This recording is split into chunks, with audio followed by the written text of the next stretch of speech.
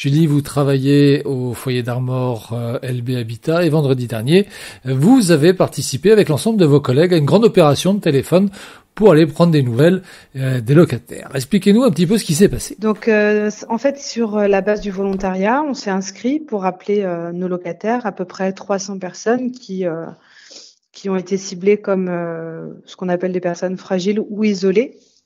Donc, l'idée, c'est de recenser les besoins de chacun, que ce soit en termes d'accompagnement social ou alors aussi tout ce qui est sanitaire, si on peut les aider.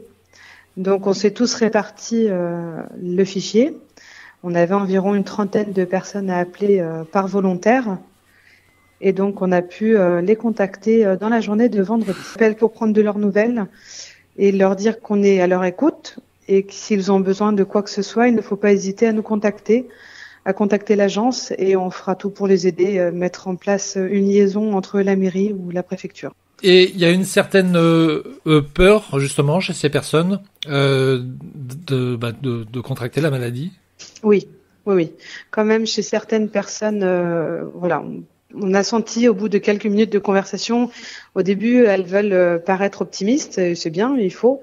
Et puis très vite, quand on rentre dans le vif du sujet, on se rend compte qu'elles ont peur d'être touchées à leur tour, comme tout le monde au final aujourd'hui. Et du coup, ils se coupent des informations pour beaucoup.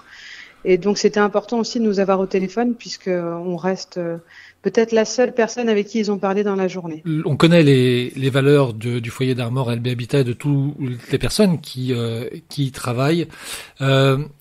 Néanmoins, c'est une démarche qui n'est pas faite par tous les bailleurs sociaux et ça on peut aussi le comprendre.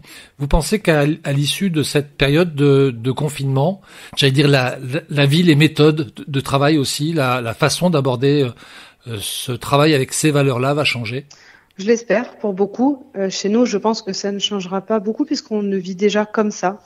En fait, nous, on axe nos actions sur la proximité avec nos locataires.